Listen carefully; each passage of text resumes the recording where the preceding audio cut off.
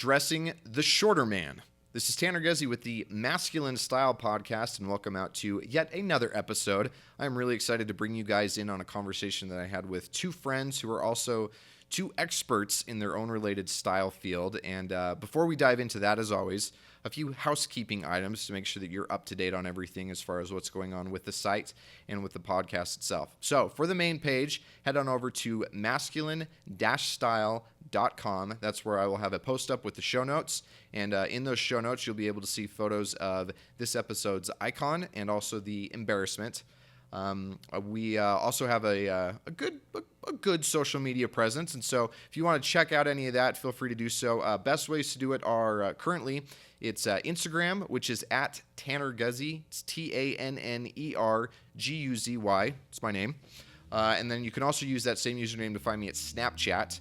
And then for other things that are more specific to masculine style, then you can do that through Twitter and at Facebook, and both of those are just at masculine style. If you have any questions or any comments related to this episode or anything else in regards to the site, as always, please send me an email. The contact info and the way to do that is just contact@masculine-style.com.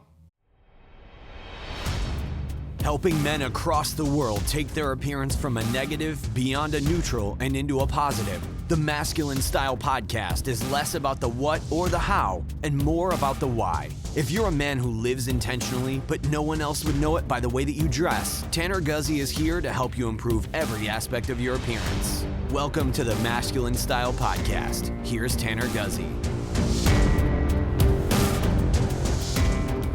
Okay, so I don't want to take too much of your time because I'm excited about this conversation that I had with these two gentlemen that I brought onto the show today.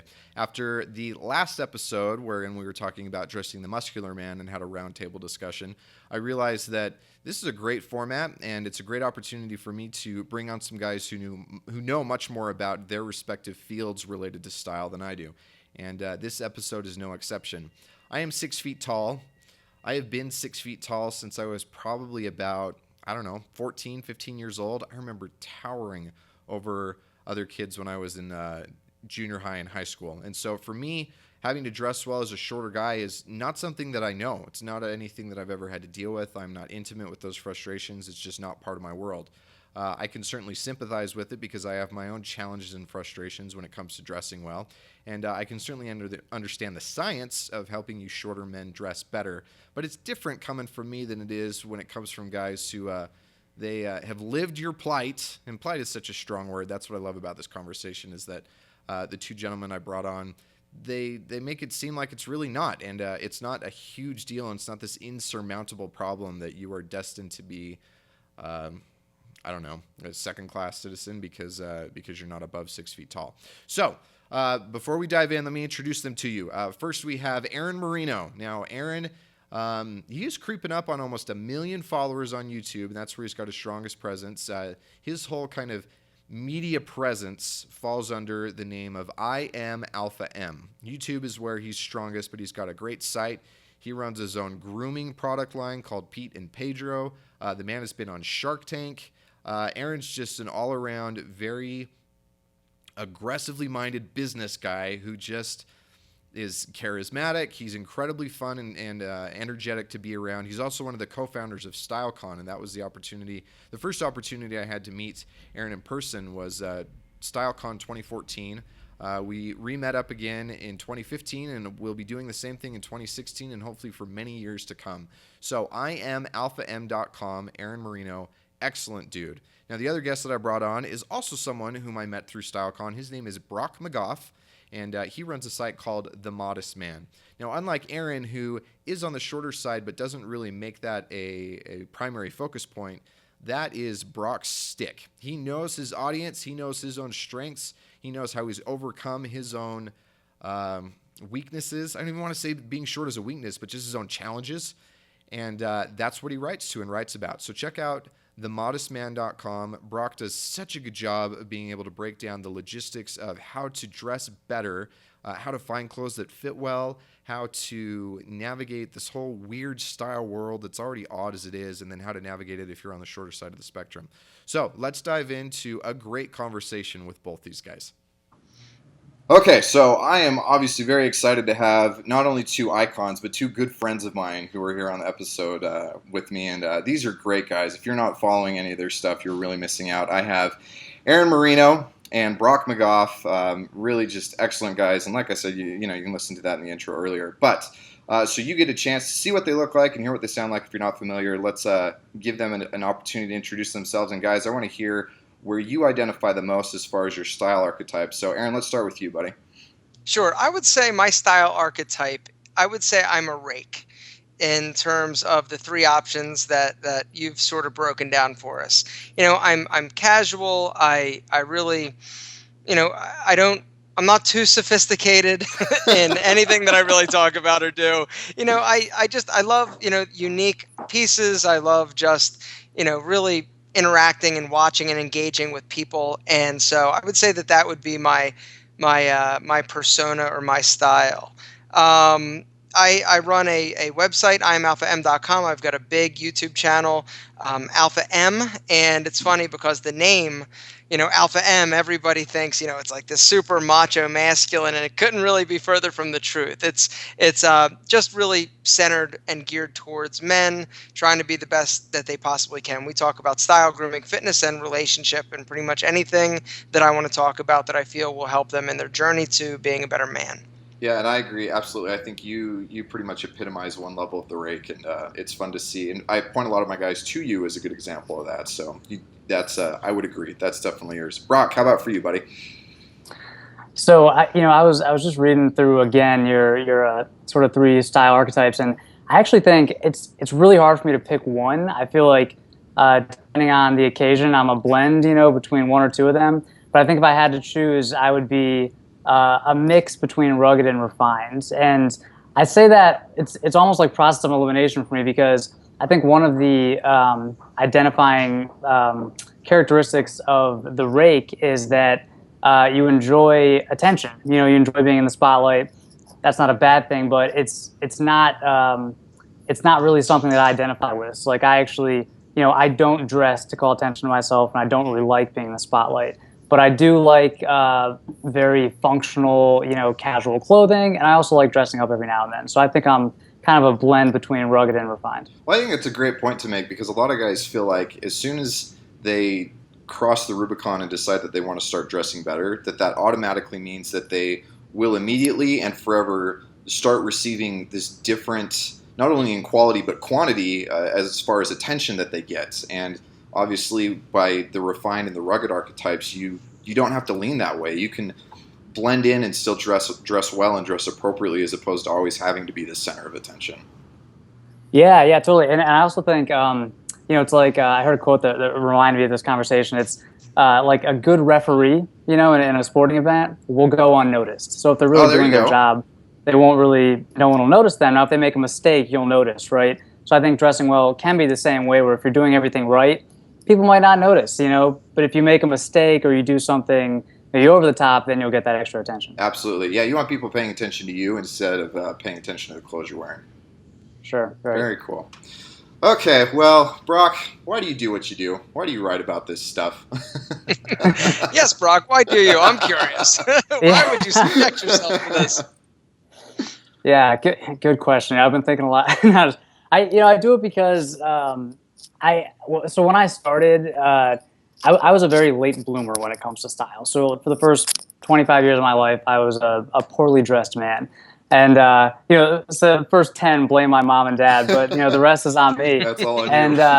Yeah, and it really was, before I was, a blogger and doing this stuff as my job, I was in the professional world, working in an office. And I'd actually gotten I was moving up as people do, and I kind of transitioned into this environment where people were dressing really well, and I was not, and I actually remember asking a colleague of mine who was always very well dressed, what his secret was, because I was spending more money on clothes, but it wasn't really helping, and I knew something was off, but I didn't know what it was. And he just casually mentioned that he gets his clothes tailored, Mm-hmm. And I was like, that's it. None of my clothes fit. And being, a smaller guy, I kind of had the whole like kid playing dress up look if my clothes don't fit. Yep. So I started getting my clothes tailored, and like any other millennial, I started Googling style tips. And there's a lot of awesome stuff out there, but at the time, there was nothing for body type specific stuff for me. So I kind of just started the blog I wanted to read. That's awesome. Yeah, and that's the perfect way to do it. Is you see a hole in a market that you need filled yourself and realize it's not there, and say, okay, well, I don't have to be certified or go through an X level of training or anything. It's just like, okay, I've learned enough as I go along that I might as well help other guys solve the problems that I've had to figure out on my own. Right on. Yeah. That's awesome. How about for you, Aaron? How did it get started, and why do I do? So I used to own a fitness center, and one day, one of my clients, this guy Steve, came up to me, and he was getting ready for a date, but he didn't know what to wear. And so I've always been interested in style. One of the funny stories that my mom likes to tell is the first day of kindergarten, I got a whole roll of Scotch tape and taped the ends and the openings of my pant legs, because I wanted them to look like superhero pants. Yes. And so this is, and so she wouldn't let me wear my underoos on top of my jeans to school. But that's as soon as I got home, I couldn't stand the thought of those beauties being covered up. Right? I was freaking Green Lantern, and and so it started from a young age. And when I was in college, I've always, and one of the things with me, I grew up poor. And so all my clothes came from my grandmother or thrift stores. And so that was something that forced me to think outside of the box. And so, if I had $20 and it was time to go school shopping for new clothes, I was going to the thrift store. And so I would go and find items and hunt, and I learned the value of a deal. And as luck would have it, I was voted best dressed in high school, which is kind of funny when, my entire wardrobe cost $150 Awesome. And it was, Awesome. hand-me-downs. But that was sort of the beginning of me realizing that you don't have to spend a lot of money to look great. It's just about being creative and understanding how clothes should fit your body. And so when I had my fitness center, one of my clients came up to me and wanted to know what to wear on a date. I said, well, why don't we go shopping? By the way, we need to get your hair cut and your nose hairs trimmed. Long story short, I got a call about 2 weeks later from one of his coworkers. It was a woman wanting me to take her husband shopping. Yes. And that's sort of where the light bulb went off, and maybe there's a career in this. And this was back in 2006. And I did some looking online, and I really couldn't find any basic style advice for regular guys like me, guys like my dad, my friends.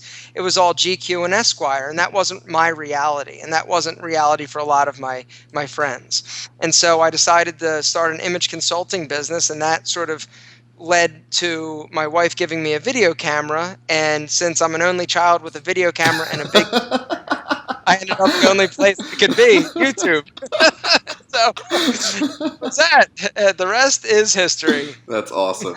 That's awesome. I love the idea of you dressing up as a little kid, because I think I haven't even thought about it that way, but I think it's so natural for little boys to dress like our heroes. I mean, I remember for me wanting to dress like the Ninja Turtles or any other hero, somebody else that you aspire to, and even our undeveloped brains have this kind of mental connection between dressing the way that we aspire to be, and that somehow there's some value that's interlaced in there. And so I think it's funny that as adults, a lot of times we try to disassociate ourselves from that, when really it makes sense. Like, why not dress aspirationally? You may not want to be a superhero anymore, but if you want to be successful online or whatever industry you're in, why not dress like the people who are really good at what it is that you want to do?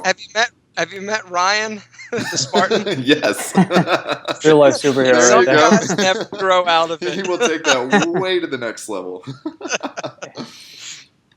Okay, so both of you talked about the difficulty in dressing to your type. Give me more specifics on that. What's the most difficult thing about dressing as a man of more modest stature? Aaron, let's start with you. Okay. For me, it's okay. So for me, I'm 5'6".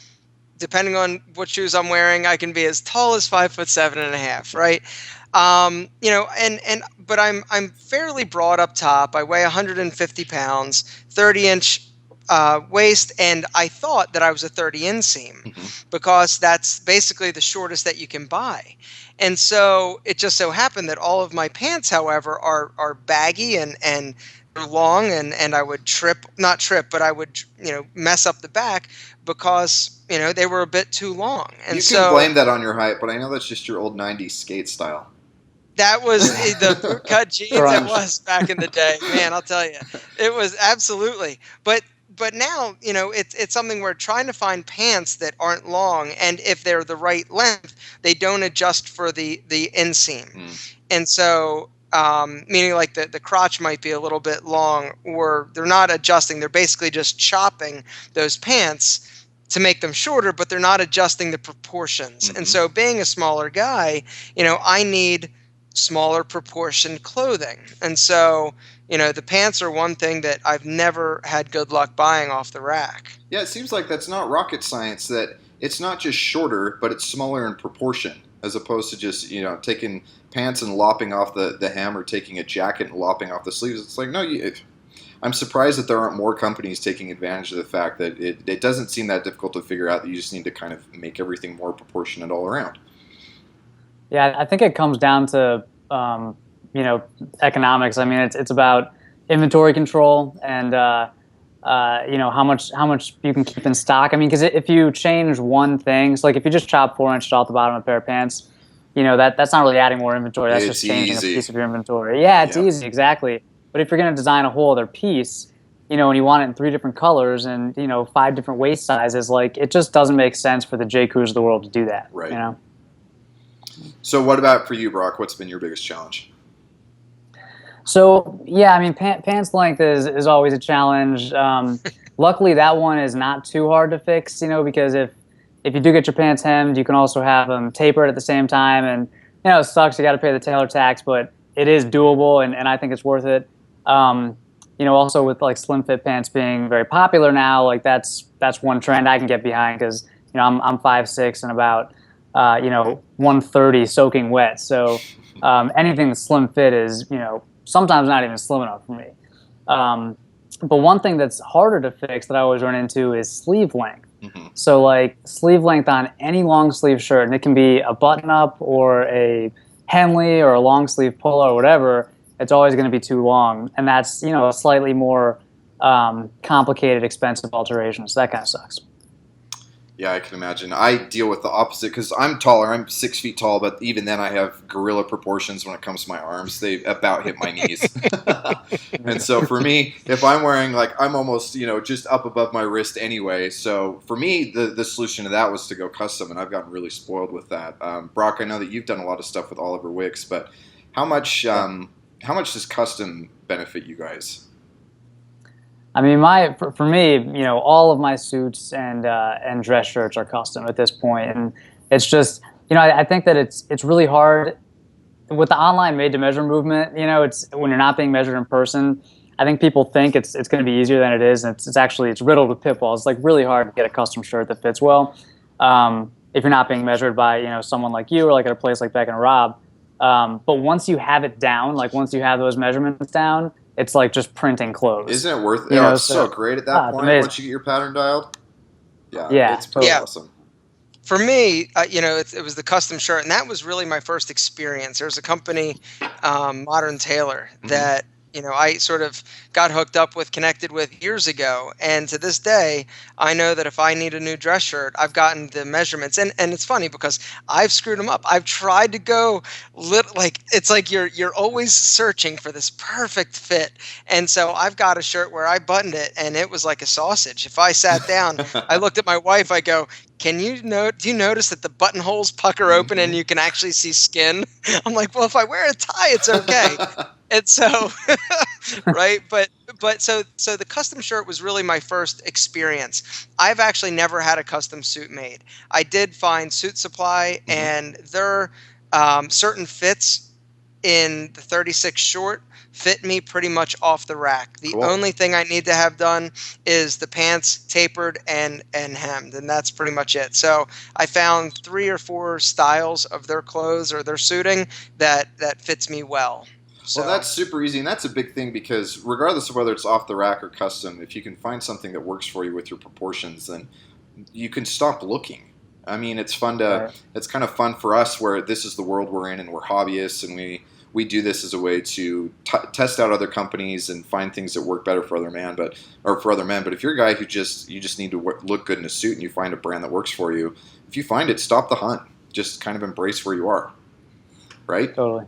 I think one other thing that a lot of guys need to really understand with custom, it's funny for me saying this about the online companies because I like to give them a little bit more credit than I think a lot of guys do, is even if you go in for a full bespoke fitting, your first time with the maker, it's a process. It's not a product. Like I know for me, I was probably 6 or 7 shirts in as far as individual orders until I finally got my pattern absolutely dialed and perfect, because you can get more sensitive to little areas that you're just used to compromising on when you're buying stuff off the rack.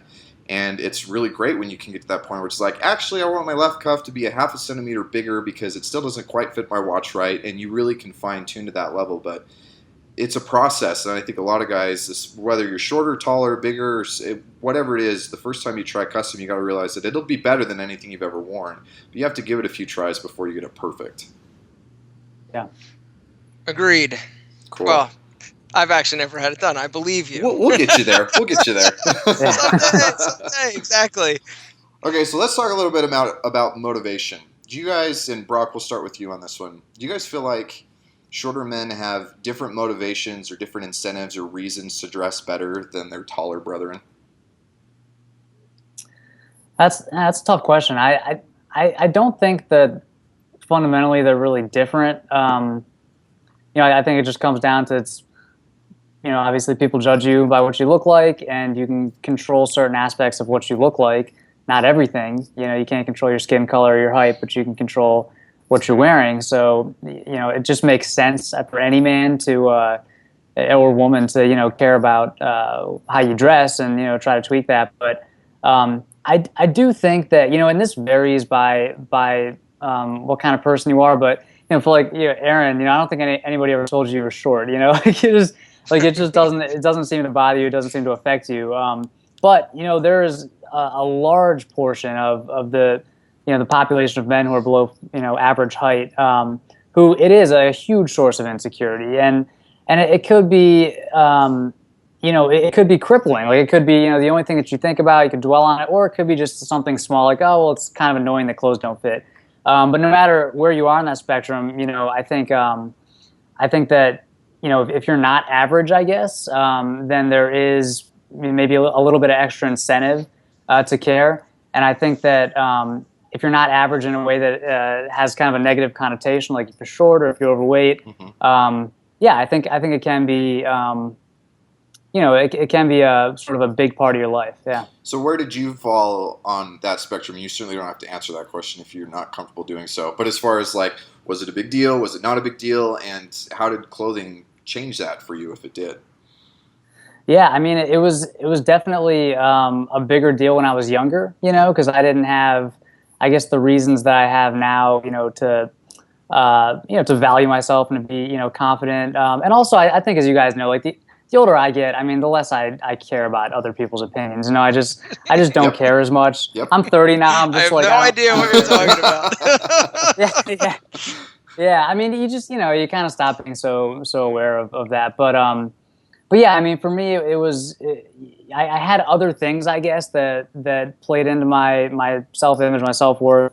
My parents put me in music lessons at a very early age, and so I had that skill, and I played sports, and so I think that for me, it wasn't like a crippling source of insecurity or anything, but it was definitely something I was aware of. And when clothes became a more important part of my life, like when I started working in an office setting, it was definitely it kind of came back. I was like, okay, this is really annoying that I have to deal with this problem when, if I were 5'9" and 150 pounds, it wouldn't be a problem. I could just go into any J. Crew and just buy whatever whatever off the rack.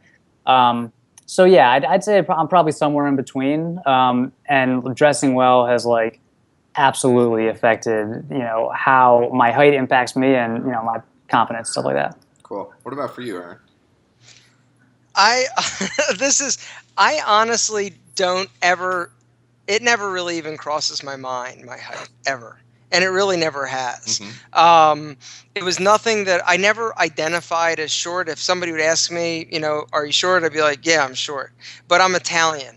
And, I'm taller than all my grandparents. So, I win, right? And, so I've just never, my self-esteem has never, ever been tied to that. And so, it's just, I don't identify, I don't, when I think of myself and my self-worth and my image and all that, I don't, being short and being 5'6" never enters into that thought process. In terms of clothing, yes, I dress, however, to look taller. I dress to look the best that I possibly can. I want my shoulders to appear broad. I want my waist to appear small. I don't want a big baggy crotch because it's going to make my legs appear shorter. So I am ultra aware, however, even though it doesn't bother me, my height, at all, to be honest. But I still am aware that I can dress in a way that makes me look short and squat, or I can dress in a way that makes me look tall, lovely, and lean. And so I choose that. Well, to your point about not defining yourself that way, I'll let you in on a little insight. Brock, obviously this is a lot of the ways how you define yourself because it's how you define the blog. And so I knew that I wanted to have you on for this. And I was thinking about somebody else that I wanted to bring on, and Aaron, your name came into my head, and I had to stop and think for a minute. It's like, wait, is he shorter? Like, does this even... And I had to think back to StyleCon and think about conversations that we've had, and then I even had to go back and check your videos and see if you'd referenced it, because it's not a way you define yourself, and your personality and the way that you dress, it makes you, from a charisma standpoint, so much larger than what your actual stature is. So where somebody like me at 6 feet, I don't feel like I tower over you by any effect. I mean, it's just, you're just a big dude, And I think that has part, it's about presence. And, when I can definitely, when I enter a room, whether or not, I'm not the tallest guy ever, unless I'm, in Mexico or Asia, in some Asian countries. Then, it was funny because there's this flea market by me. And one day my wife and I was like on a Saturday or Sunday, I'm like, hey, let's go walk in this flea market. And it was a lot of like Latin men and women. And I'm walking through it was the first time in my life that I've ever actually felt tall. But yeah, I don't even know what I was going or what I was talking about. What was the question? I was just telling you that your presence is big enough that it just never, I don't know, you just don't come across and because I've never had to really, I've had insecurity issues. We all have insecurities, but that never was one of mine. And so it just never, I'm insecure about a lot of other things, but my height just happens not to be one of them.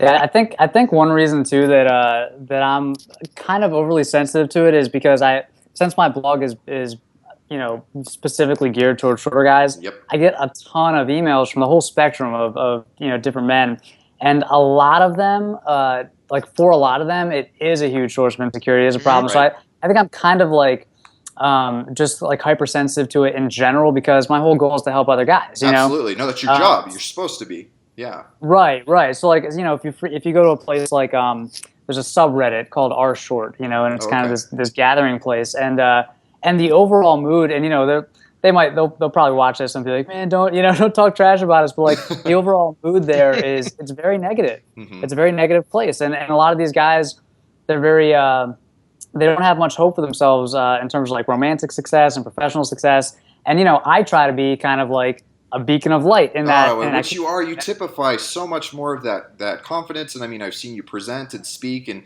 again, you've just got a big personality and big confidence, and that's the stuff you can control. Right, and that's what we need to focus on. Is let's take those things we can't control, and I think Aaron, one of those reasons that you have also this big presence is you're very into fitness. You take really good care of yourself, and you're a big guy that way. And that's something that everybody can impact too. And that's such an important thing to remember. Is your height is only one aspect of how you appear to people physically. So like hit the gym, like change yourself that way, Absolutely. Agreed. So do you feel like men should use? I mean, I let me think about this to not sound stupid, and because obviously I can't talk today, right? Yes. Do you feel like men should Wear actually boots. try to physically look taller? Because I mean, it's different than wearing proportions that are flattering or wearing patterns that are good with your aesthetic, so that you don't make yourself look shorter. But should you be wearing stuff that actually physically makes you bigger? Boots, big shoulders on suits. I mean, or is it just something that you should just embrace? Should. It's one of those things where it really, if it is an issue and it is something that affects your confidence, then yes, there are some things that you can do that will give the visual illusion of you being larger, of you being taller, pumping your hair up. There are little things that you can do. It's almost like style and grooming, smoke and mirrors. You can do things on purpose that can actually impact the way that others perceive you and view you. Agreed, Brock? But as far as like, should you? I wouldn't say that you should, but you can. Yeah. So not a definitive either way. Yeah, I think it's like what you're saying. It's a case by case basis, and like, I mean, I've tried various like height increasing shoes just because for like review purposes on the blog, and they're really uncomfortable to me physically. I mean, it's kind of cool having this extra 2 inches of height or whatever, but it's like wearing high heels. Like, it makes you really appreciate the things that women do to look good, because it's just not comfortable. So for me, I'm not really going to do that. It's not worth the boost. But I've met guys that swear by it, especially for their professional life. They're like, I don't go to meetings or interviews without my elevator shoes. So more power to you. Yeah, that makes sense, because it's an amoral thing, and so if it's the right tool to get the job done, then you might as well use it. Yeah. Right? Yeah. It's like a push-up bra. It is. They are the push-up bras of men's wear. The push-up bras of height. Oh, that's awesome. That's awesome. Yeah. Okay. Well, as we talked about before, I mean, that's pretty much the rundown of the different questions that I had for you guys. I think this is something that's going to be really good info, especially because, I mean, there's so much of it there's the science of style. And you can go through wide guys or scrawny guys or tall guys or short guys, and there's all these things that we can do as far as messing with your proportions and, the equivalent of the push-up bra.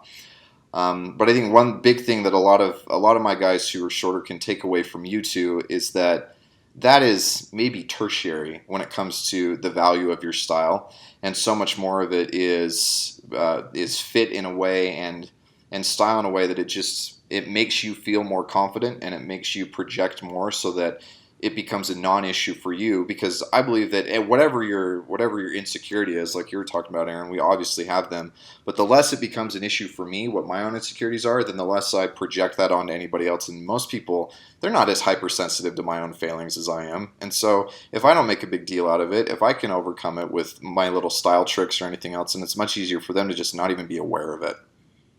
Absolutely. Yeah. And that's it. I mean, it really boils down to confidence and feeling good about yourself. And wearing clothes that fit is one of those things where it definitely does impact. When I get dressed and I know that I look good, I stand taller, I engage more, I have a better day. As opposed to the time where I just throw something on, I'm not really wild about it. I mean, but it really just boils down to love what you wear, find a good tailor, and just embrace a style, and understand that it's constantly going to be evolving and changing. Styles change, trends change, but good fit and classic style never goes out of taste. And so just focus on that, invest your money there, and rock and roll. Pretty short, but pretty great, right? I mean, there really wasn't a need to go on any longer, because these two just kind of hit it out of the park. They do such a good job of breaking down all this information and helping you guys, everybody dress better. So much of what they say is applicable to men of any height and any size, but especially for you shorter gentlemen. So, like I said before, go check out their respective sites. I will make sure that there are links available for you, because their stuff is awesome. In fact, it is so awesome that how could I not make these two the icon of this episode? They really are. What I love about the way that both of these guys are is that they put their money where their mouth is. I have seen a lot of guys who try to break into this niche of style blogging, and it's kind of a weird one to get into. And both Aaron and Brock have done such a good job in being able to build and create an audience. They've got credibility in the way that they write, but even more than that, they've got credibility in the way that they dress. I've seen these guys in person. I've seen them online. I've seen them through videos, and they know what they're doing, and they do it well. They dress incredibly well. And so make sure that you check out their stuff. I'll have a few photos that I think kind of best represent them in the show notes, but make sure that you check out their stuff on their own. Now, as far as the embarrassment for this episode goes, I kind of went back and forth on a few different guys, and I landed on one who, this is by no means the primary reason that this dude is an embarrassment. It is just one of many, but I think that he does an excellent job of poorly representing how to dress well as a shorter dude.